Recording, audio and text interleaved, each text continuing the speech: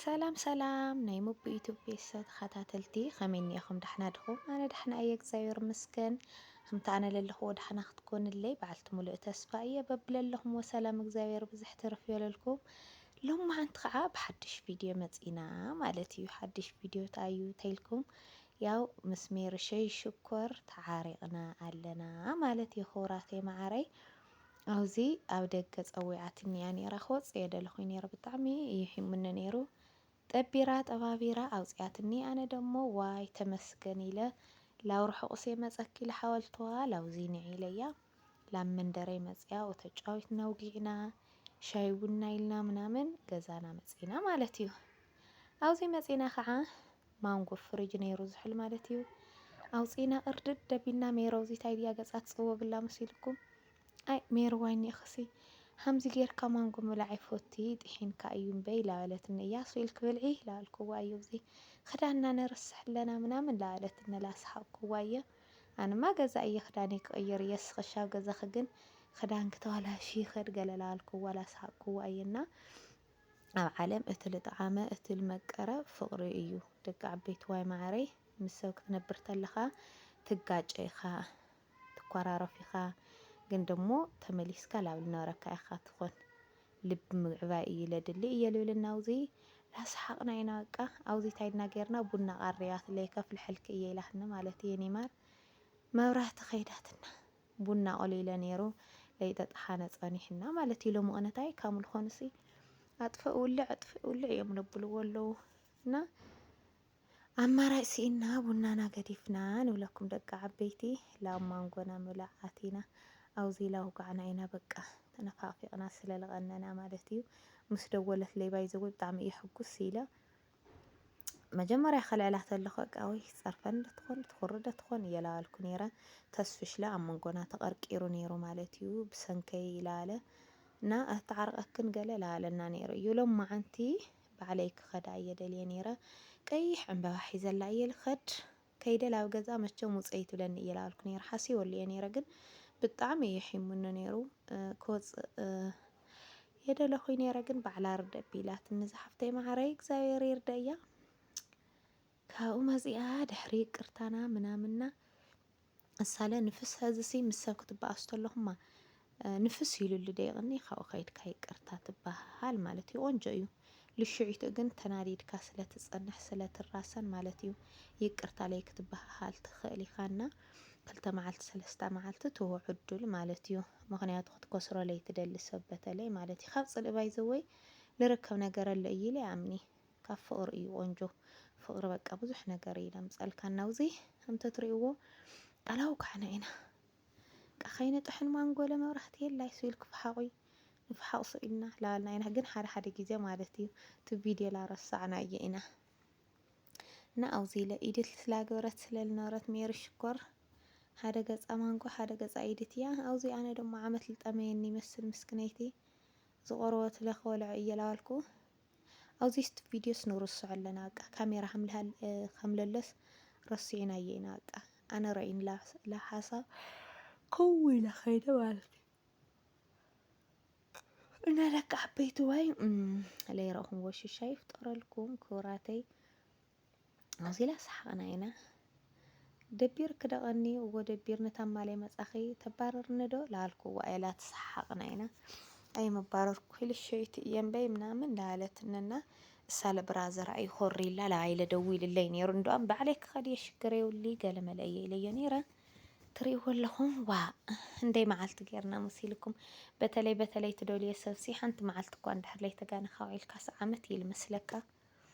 እና ፍቕሪ ጥዑም እዩ። ደቂ ዓበይቲ ካብኡ ደሞ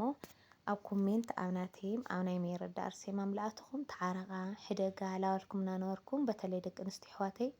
እግዚኣብሔር ኣምላኽ ፅቡቕ ፅቡቕ ይሃብክን። ኣብዚ ክዳን ኣልሓሰስኩላ ይረ ሃው ናፍቖት ተላዓለ እኮ እዩ የኔ ማር ናፊቐያ ስለልቐንኹ እየና ፅቡቕ ልምነ ፅቡቕ ልሓስብ ሰብ እግዚኣብሔር ኣምላኽ ፅቡቕ ይሃቦ ሕማቕ ልሓስብ ሕማቕ ልሳን ዝተዓደለ ሰብ ደሞ እግዚኣብሔር ኣምላኽ ልቦና ይሃቦ እዩ ልበሃል። ሰብ ድሕሪ ግዜ ልቢ ልገብረሎ ሰብ ኩራ ደስ ልብለሎ ሰብ ጭቕጭቕ ደስ በቃ ብዙሕ ነገር እዩ ከም ከለርና ስለንፈላለ ኣነ ግን ኣብ ሂወተይ ዋላ ምንም ኣይግበረለይ ፍቕሪ እየ ልፈቲ በቃ ፍቕሪ እዩ ደስ ልብለኒ ክስሕቅ ክጫወት እዩ ደስ ልብለኒ ደቂ ዓበይቲ ወይ ማዕረይና እግዚኣብሔር ኣምላኽ ልቦናና ሪኡ ፅቡቕ ይዓድለና እና ትሪእዎ ኣለኹም ማንጎ ረኺሱ 150 ኢሉ ኪሎ ኮይኑ እዩ ኣብዛ ፍሪጅና ላዝሓልና ንበልዕ ኣለና ደቂ ዓበይቲ ወይ ማዕረይ ኣብ ስደት ለለኽን ኣሕዋተይ ኣብ ቃንዛ እግሪ ኣብ ቃንዛ ስጋ ኣብ ቃንዛ ርእሲ ኣብ ሓሳብ ኣብ ጭንቀት ቃትር መዓልቲ ትሰርሓ ለይቲ ለይተን ምድቃስ ክንትጭነቕ ኣሕዋተይ እግዚኣብሔር ኣምላኽ ንዓረፍቲ እንጀራ ይሃብክን እግዚኣብሔር ኣምላኽ ናብ ምሸት እንጀራ ይፍጠረልክን ዘን ኣሕዋተይ ማዕረይ ከምቲ ኸማና ኣብ ስደት ነርና ዓድና ኣቲና ነውግዕ ኣለና ከምቲ ኸማና ተወግዖ ይግበረልክን ዘን ኣሕዋተይ ማዕረይ ካብ ቃንዛ ስጋ ደሞ ይሰውርክን ልሰራሕኹን ኣብ በረከት የፅሕልክን ዘን ኣሕዋተይ ማዕረይ ኣብ ቁም ነገር ይፅሕልክን ብሕማቕ ልጥመተክን ለእግዚኣብሔር ኣምላኽ ይጋርደልክንና ለኣና የምስልክን ዘን ኣሕዋተይ ብሩኻተይ ብጣዕሚ እየ ለመስግን በተለይ ኩሜን መን ይፅሕፈልካ መን ኩሉ ግዜ ይከታተለካ ኩልኽን ብሓባራ ዘን ኣሕዋተይ ናተይ ተኸታተልቲ ናሜሪ ተኸታተልቲ ፅቡቕ ትፅሕፋ እግዚኣብሔር ኣምላኽ ፅቡቕ ይሃብክን ካብ ልቦናኽን ዘን ኣሕዋተይ ማዕረይ ከምቲ ፅቡቕ ትምነያ ፅቡቕ ይሃብክን እናውዚ ዳተማጎትና ኢና ሓንቲ ተሪፋ ብልያ መን ማኸልዕልኪ ላለትኒ ላልክዋ እየሳ ደሞ ኣይ ጥሒን ኮይ መስተኽኒ ላለትኒ ኤሌክትሪክ ደክኾን ኮይነ ገለ ላኣና ላቐለድና ኢና ውዚ ድሓር ራእይዎ ውዚ ካሜራ ከም ለለ ስታዊስናዮ ማለት እዩ በቃ ሆየ ተነፋፊቕናስ እዩ ላልና ኢና በቃ ሆየ ካሜራ ርሲናዮ ምናምን ላልክዋ እዩ ውዚ ሓድሓደ ግዜስ እንድሕር ብልዒ ሒዝካስ ኩሉ ነገር ኢኻ ትርሳዕ ይመስለንና ተኽኢልና ፅቡቕ ነገር ንሕሰብ ተኽኢልና ልሙሓዙትና እሙናት ንኹን ተኽኢልና በቃ ፅቡቕ ነገር ንመነየላ ልታምሳና መሓዛ ካብኡ ከዓ ከመሓላልፎ ልደሊ መልእኽቲ እንታይ መሲልክን ልትቐርብኣ መሓዛኽን ምክንያቱ ቅድሚ ወላዲኻ ልበፅሕልካ መን መሲልካ እተው ጥቓኻ ለለ ሰብ እዩና ኣብ ጥቓኽን ለለ ሰብ ፍተዋ ኣብ ጥቓኽን ለለ ሰብ ኣኽብራ ኣብ ጥቓኽን ለለ ሰብ እመና ኣነሲ ካብ ሰብ ኣሚኑ ንለጥፍእ ኣነ ኣሚኖ እየ ለጥፍአለይ ይሕሸኒ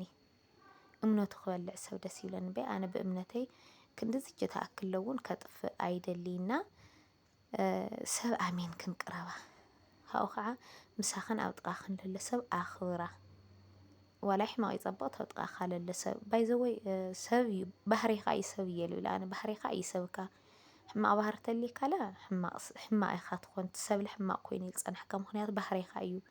ፅቡቕ ባህሪ ተሊካ ግን ፅቡቕ ሰብ እዩ ልገጥመካና ባህሪና እዩ ሰብናና ፅቡቕ ባህሪ ይዓድለና እግዚኣብሔር ኣምላኽ ፅቡቕ ንምነ ሰባት ይግበረና ናብ ስደት ለለኹም ኣሕዋተይ ደሞ እግዚኣብሔር ኣምላኽ ንመሬት ዓድኹም የብቅኹም ኣብ ዓዲ ለለናለ ወረ ሰላም የስምዐና ካብ ኩናት እየ ወዲ ግፋየ ወደ ገፋፋየ እግዚኣብሔር ኣምላኽ ይሰውረና ወጣት ተመርዒ ልወልደሉ ልዝምደሉ ግዜ ይሃበና ኣብ ፅቡቕ ኣሕዋትና ንድሰት ንስሕቕ ከምዚ ኺርኪር ንብሎ ኣለና ከምዚ ኢልና ንስሕቐሉ